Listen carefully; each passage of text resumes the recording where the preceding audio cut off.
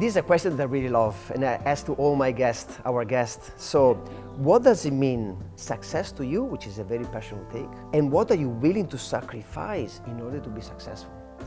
Well, success is very different from one person to another, right? It's a perspective. And I think I have changed and evolved as well. What success meant when I was a student, when success meant when I was in marriage, when, so it is very different touch.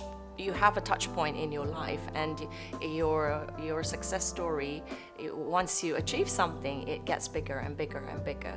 And for me, I'm doing Women in Tech is not because I want to be popular. I really want to solve a problem, right? And I'm happy where I am at, but the journey to arrive where I am today was not an easy one, quite honestly, because of the culture, because of the traditional judgment and this and that. You have all the unconscious biases included.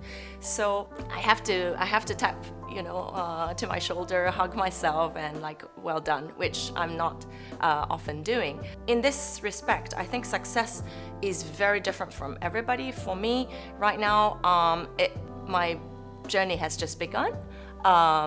Until this point, I'm happy where I am at, but there's so much to do, and I'm already looking into a lot more to do, new projects, and my life partner, he's asking me to stop.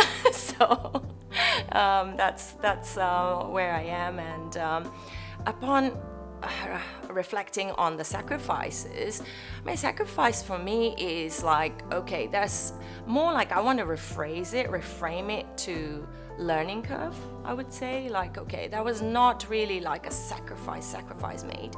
Maybe in certain culture, or when you are coming from a really hard, there is no human rights for some countries. I think I didn't have that. I'm Japanese originally, and of course, things were provided as per. So there's no sacrifices in terms of life or death and things like that. But sacrifices made along is more like mistakes, and how do you overcome that mistakes and whatnot. I love it, and I really respect you because you are able to be vulnerable, and you mentioned a few times ups and downs. What happens when people are successful in their own niche, they tend to share the perception of them to others, that they are super women, superwoman, superman, in order that, they got everything under control. And actually, the idea of this channel, of these interviews, is to have successful people in their own niche or industry, but to share with the audience that in order to be successful or to achieve their own dreams, because successful is very personal, is to share that we go through up and downs. And the most important thing, I believe, Yuki, is the way we respond to certain situations. And according to this, the next question is, what's the biggest mistake have you ever done or made? And what did you learn out of it? I mean, mistakes we have every day, I think. Small, yes, the small one, big one. I mean, it's like let me explain about this Japanese word that I love. It's called kintsugi. Kintsugi. Yeah, kintsugi. It is like a broken pottery. When there is a broken pottery, it's filling in, and then it fills in using the gold leaf, and it beautifies even more than before, which means the imperfection, can be looked upon as your self-reflection. I think that has been a motto for me, and I'm actually an artist as well, resin artist, and I actually use this kintsugi technique. But I know the actual meaning to kintsugi, how it derived, and I think it's a beautiful thing. So mistakes, I mean, it's for me, it's like reframing them again, like to rewire. You don't bash yourself, in front of the mirror, say like, you are stupid, why did you do this? Okay, you can have momentarily that, but you should turn that perspectives around, and this imperfection turning into something more beautiful to take it away. Inzuki. Kintsugi. Kintsugi.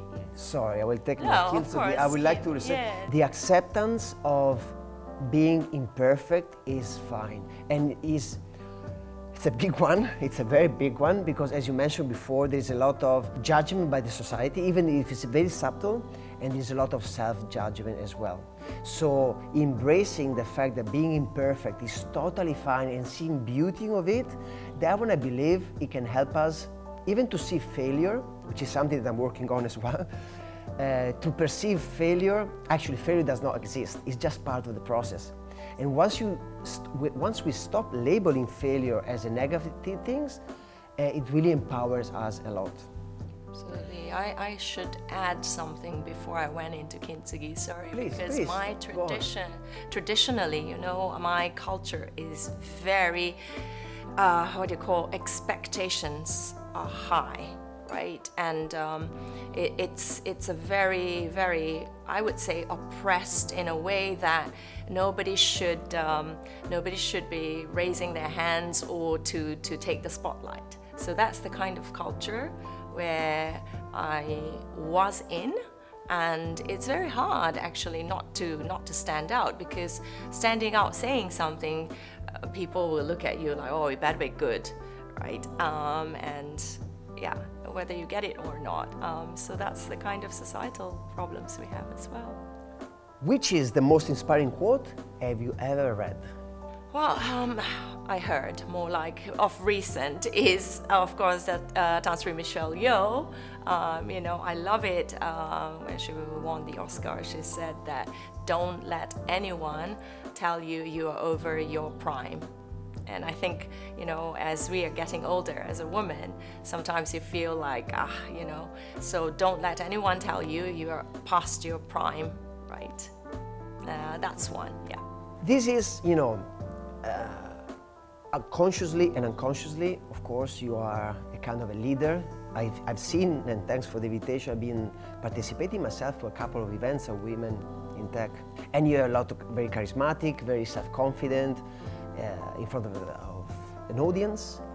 And in order to become the woman, the girl that you are right now, how did you overcome your limiting belief, like I'm not enough? When you got the first opportunities to go on a stage, to organize all your projects and workshops, how did you overcome when the ego comes and says, hey Yuki, you're not enough, as you just say, coming from a Japanese culture which is very conservative in a way, right? How would you suggest someone the formula to overcome a limiting belief? Well, it comes with a practice, definitely, right? So you have to take it step by step, but it's also, we all have every day, even for me as well, sometimes when I'm getting invitation to be in a panel and look at other panel speakers and go, whoa, can I do this? So I look at myself, and they say that you put your hand on the mirror and give yourself a high five, right? And you can absolutely do this, right? In the morning of whenever you're going. I mean, I did this morning as well, for example.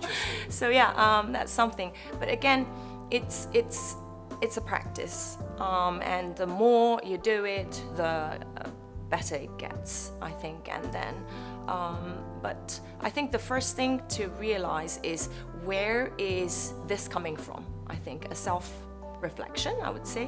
Where is this I'm not enough coming from? Is it an assumption? Is it a real factor? Then write it down perhaps, and then is there a way to improve yourself if it's real factor? But otherwise, if it's your limiting belief, it's an assumption, then definitely you have to reframe it. I love the word reframing it, to use a positive word. Instead of I'm not enough, say I am capable of so, but you have to be specific. So yeah. Thanks for the suggestion, by the way. I will try. So I give myself, look at myself, mirroring myself, you can do it. It's high five. Wow, these are very interesting tips. Just to dramatize a bit now, we're almost ending the interview. If you could be someone else for one day, what would it be and why? I've always been fascinated by ninja. Oh my God, a ninja. Yes, you can be, well, I always had a nickname, all through my life in the company, usually businesses, ninja, because ninjas are quiet, but they're an assassins, right? Quite honestly. They will get what they want. And they always say, Yuki is like, oh, you know, very friendly and smiley, but I will get what I want. So that has been always my thing. But why I say I wanted to become a ninja is that I see these cool, they specifically called female ninja, kunoichi. And you know, there's always a movie and a very cool character. I've always been wanting to do that. Kunoichi. Kunoichi. So guys, be careful, because you know, if you see a ninja, you gotta be very careful. And we are closing the interview with our signature question, which is, if you had the entire world attention for 30 seconds right now, think about it, you got 7 billion people watching you. What would you say? Sometimes drop your devices. You know, we are in this world right now, that digitalization, technology, innovation. I'm a woman in tech, but sometimes you just have to off everything. And remember that we are humans, we are on this planet, we still need this connection, basically. So don't, you know, play with your phone when you're having a dinner. You have to have this full attention to the person and people in front of you. We really thank you, Yuki, for coming to the show. Thanks for so sharing much. your wisdoms, and all the best of luck with Rine and Women in Tech. Thank you so much for joining us. Thank you, Maurizio. Thank you, team. Thank you very much. Bye-bye.